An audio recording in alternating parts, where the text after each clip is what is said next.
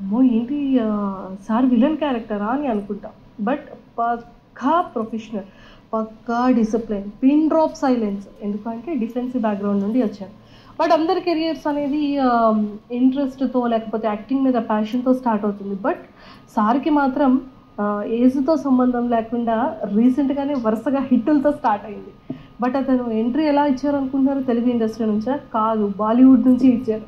But చాలా విషయాలు ఈరోజు మధు గారితో డిస్కస్ చేసి చాలా విషయాలు తెలుసుకుందాం. Hello Madhu sir. ఈ అనంత విశ్వం ఎప్పటికప్పుడు కొత్తగా సవాళ్లు విసురుతూనే ఉంది.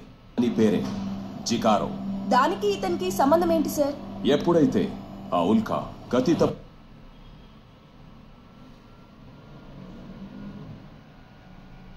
ఈ యాక్టింగ్ లోకి ఎలా వచ్చారు? అదేనంటే ఇప్పుడు నా బాడీ లాంగ్వేజ్ కానీ నా డైలాగ్ బేసిక్ ఏదో మా కాన్ఫరెన్స్ లో మాట్లాడేటప్పుడు కొంతమంది ఫ్రెండ్స్ అన్నారు, why don't you take up acting, look కూడా బాగుంది కదా అని చెప్తున్నారు.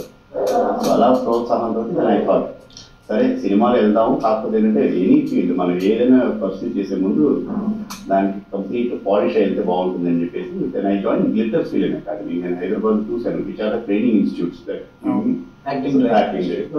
నవరసాలు అనేది నేర్చుకోండి. I join Glitters Film Academy. ఆ బ్రీఫ్ కోర్స్ చేసినప్పుడు I got an offer in Korea movie. First post చేసుకుంటాను దీపక్ బల్దేవ్ ఠాకూర్ ఇస్ డైరెక్టర్. అదే ఏం చేశారంటే, సో హిందీ మూవీలో ఫస్ట్ హిందీ మూవీ పాప్ సారీ జ్యూట్ అనే movie I played negative character. దాంట్లో బిజినెస్ మ్యాన్ రోల్ ఇచ్చారు, negative character. Glitters Baldev Deepak Baldev Thakur is director for that అనమాట. Producer is NRI. సో వాళ్ళు చేశారు. దాని తర్వాత ఆ ఫిలిం ఫస్ట్ ఆ ఫిలిం అండి. అండ్ విశేషం ఏంటంటే ఆ ఫిలిం ఐఫా 2002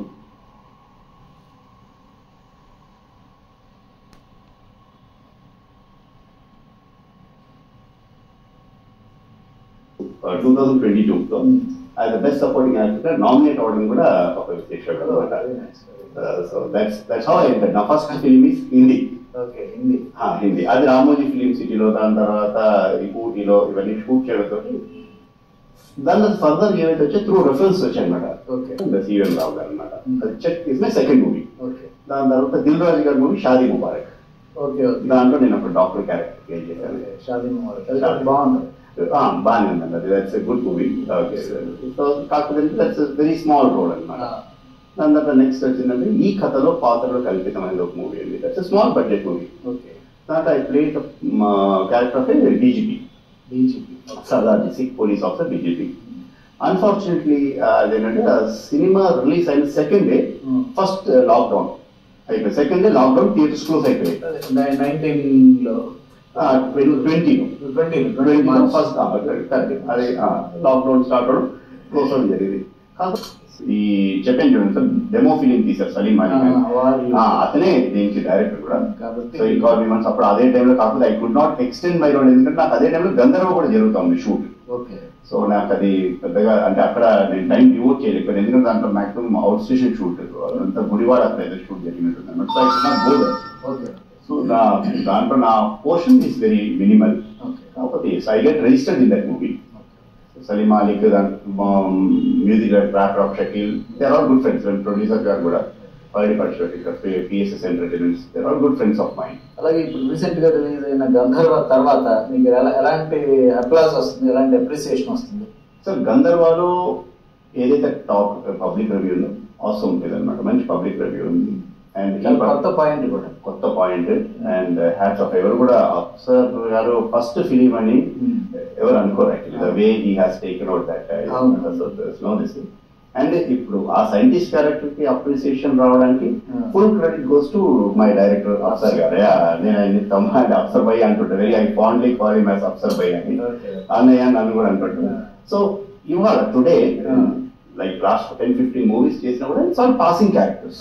కానీ ఇవాళ అదొక ఫుల్ స్టాప్ పెట్టి పబ్లిక్ చూస్తున్నారు, Madhu okay you have done a wonderful character అని చెప్తున్నారంటే 100% credit goes to my director. ఇప్పుడు రిలీజ్ ఏమున్నాయి సార్? అదే sir, 22nd Darja is getting release. Okay. August 5th Sitaramam is getting August 5th. దాని తర్వాత ఇప్పుడు ఇంకా Kushi, I think they have already 23rd.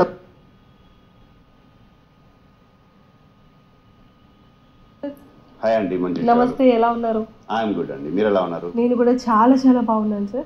Sir ఏం సార్, ఎవరైనా సరే ఫస్ట్ డిఫెన్సే అయిపోగానే ఫిలిమ్స్ అనగానే ఫిలిమ్స్ మనది చాలా డిసిప్లైన్ కదా, ఎందుకులే అని అనుకుంటాం. మీరేం సార్ అంటే డిఫెన్సీలో అంత చాలా యూనిక్గా ఉంటుంది లైఫ్ స్టైల్ అంతా కూడా.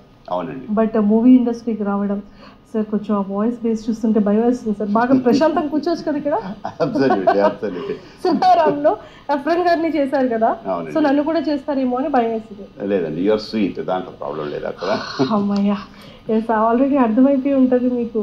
సో ఆల్రెడీ సీతారామంలో మన రష్మిక గారిని తను ఇన్వెస్టిగేషన్ చేస్తూ ఉంటారు కదా ఇండియా వచ్చిన తర్వాత. సో డిఫెన్సీ ఆఫీసర్ అనమాట సార్. ఓ మంచి బ్యూటిఫుల్ రోల్ చేశారు సార్. అవును, థ్యాంక్ యూ సో మచ్ అండి. ఇన్ఫ్యాక్ట్ సీతారామంలో రావడం అనేది ఐ కన్సిడర్ చేస్తే ఒక స్టెప్పింగ్ స్టోన్ టు సక్సెస్ అనుకోవచ్చు. ఎందుకంటే సీతారామం ముందు నేను ఒక దాదాపు ఒక 20 ఫిలిమ్స్ వరకు చేసి ఉంటాను, కానీ పెద్దగా మధు నంబ్యార్ అనేది రికగ్నైజ్ అవ్వాల. అంటే రష్మిక గారు దాంట్లో ఆఫ్లైన్ క్యారెక్టర్ చేశారనమాట. అంటే నేను ఆవిడని యాక్చువల్లీ అరెస్ట్ చేయాలి, ఎయిర్పోర్ట్లో అరెస్ట్ చేయాలి, తీసుకొచ్చిన తర్వాత దీని చేయాలి. సుమంత్ గారితో కూడా చెప్తారు కదా. అవునండి, సుమంత్ గారితో కూడా చెప్తాను. ఇప్పుడు నేనే సుమంత్ గారిని. అవునండి, ఎస్ వచ్చారు, సిగరెట్ పడేసారు. సుమంత్ గారితో ఎస్ వాట్స్ హ్యాపెనింగ్ అంటారు, నేను అంటాను so she's from Pakistan and she's enquiring for lieutenant Ram. That's అంతవరకు నా డైలాగ్ అనమాట. దెన్ అతని డైలాగ్ ఉంటుంది, అందరితో అంటారు okay I will wait outside. That's my dialogue. Rashmika గారితో ఉన్నప్పుడు మాత్రం ఆ పర్టికులర్ ఏదైతే సీన్ జరుగుతుందో, Anurag, I should thank Anuraghav క్రమంలో నేను క్వాప్ సారే డ్యూటీ, దాన్ని డైరెక్టర్ బల్దేవ్, దీపక్ బల్దేవ్ ఠాకూర్, ఇన్సిడెంట్లీ ఇది chairman for glitters film academy. Super. So అలాగా అది చేసిన వెంటనే హిందీ ఫిలిం చేసిన తర్వాత దెన్ నేను చేసిన మూవీస్లో అది అలా వైకుంఠపురం ఒకటి, దాని తర్వాత చెక్ మూవీ, దిల్ రాజు గారి బ్యానర్లో షాదీ ముబారక్, దెన్ మిషన్ 2020, ఇవన్నీ చేస్తున్నప్పుడు అదంతా 20 and 2021. ఇది కానీ మిగతా లాంగ్వేజ్లో కూడా చేశాను. నోరియా మూవీలో విశ్వనాథ్ నాయక్ అనేది భోజ్పూరి మూవీలో చేశాను. కన్నడ మూవీలో పునీత్ రాజ్ కుమార్ గారితో చేశాను, యువరత్న. సూపర్. సో ఇవన్నీ చేశాను.